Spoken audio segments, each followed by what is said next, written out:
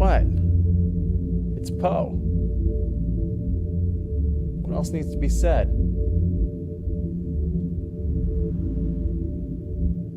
You still here?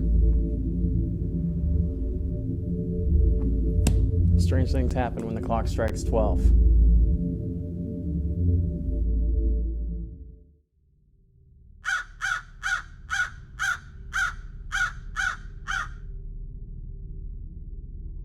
Once upon a midnight dreary, while I pondered weak and weary over many a quaint and curious volume of forgotten lore, while I nodded, nearly napping, suddenly there came a tapping, as of someone gently rapping at my chamber door.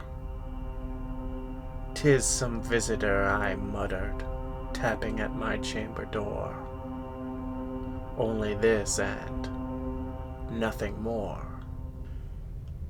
Distinctly I remember it was in the bleak December, and each separate dying ember wrought its ghost upon the floor. Eagerly I wished the morrow, vainly I had sought to borrow from my book surcease of sorrow, sorrow for the lost Lenore, for the rare and radiant maiden, whom the angels named Lenore, nameless here forevermore.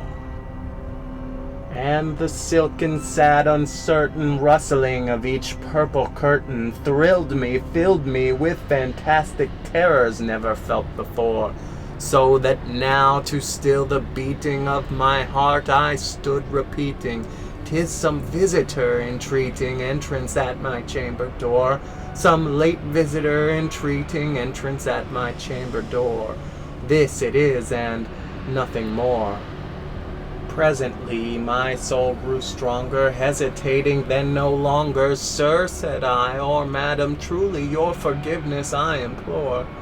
But the fact is I was napping, and so gently you came rapping, and so faintly you came tapping at my chamber door, that I scarce was sure I heard you." Here I opened wide the door.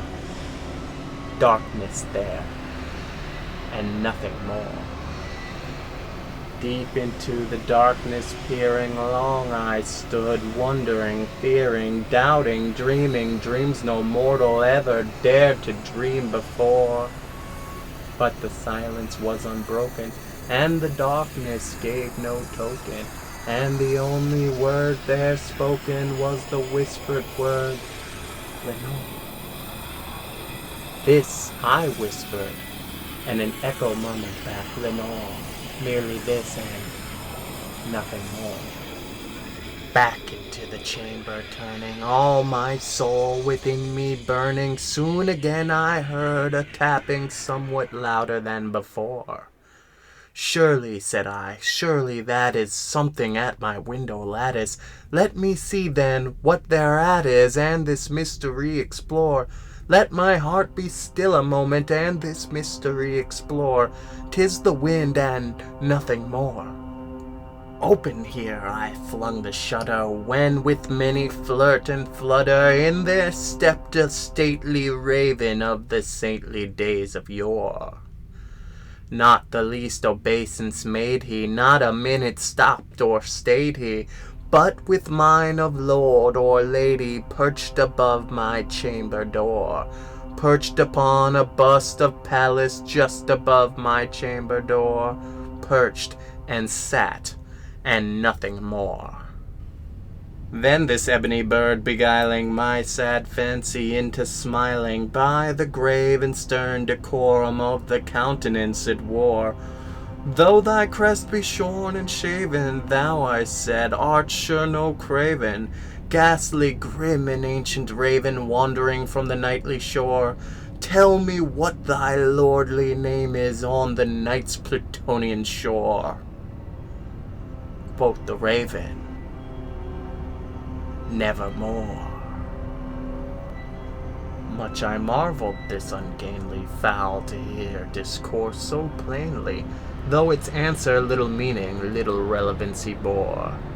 for we cannot help agreeing that no living human being ever yet was blessed with seeing bird above his chamber door, bird or beast upon the sculpted bust above his chamber door with such a name as Nevermore.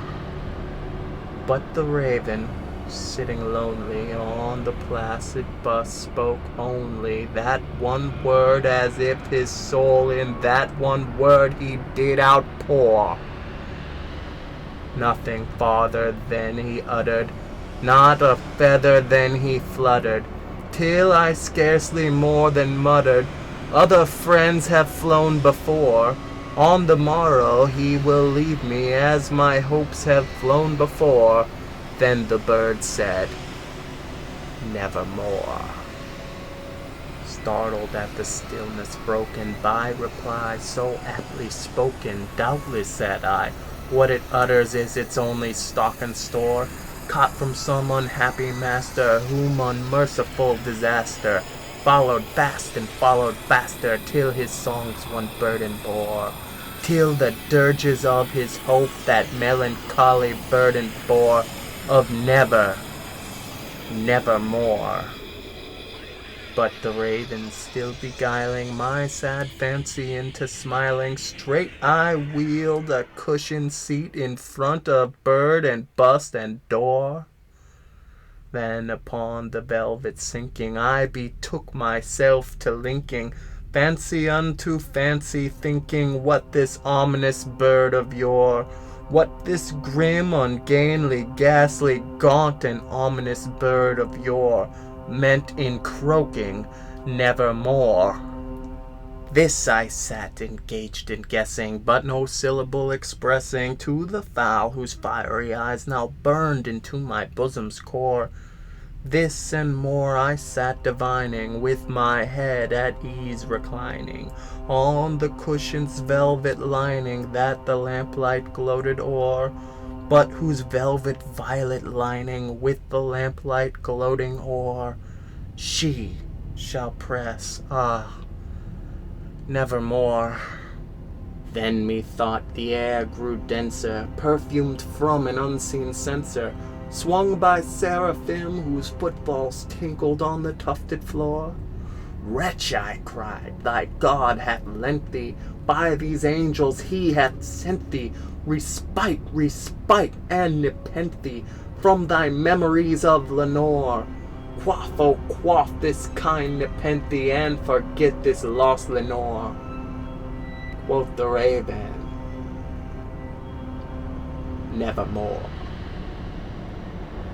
Prophet, said I, thing of evil, prophet still, if bird or devil, whether tempter set or whether tempest tossed thee here ashore, desolate yet all undaunted, on this desert land enchanted, on this home by horror haunted, tell me truly, I implore, is there balm in Gilead?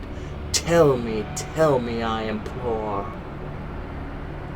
Quoth the raven, Nevermore.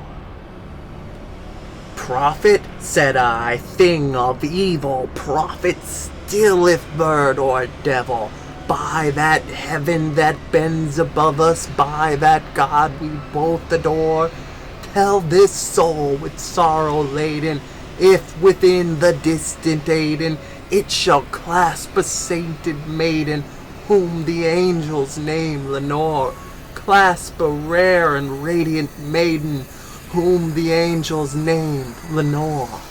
Quoth the raven, Nevermore.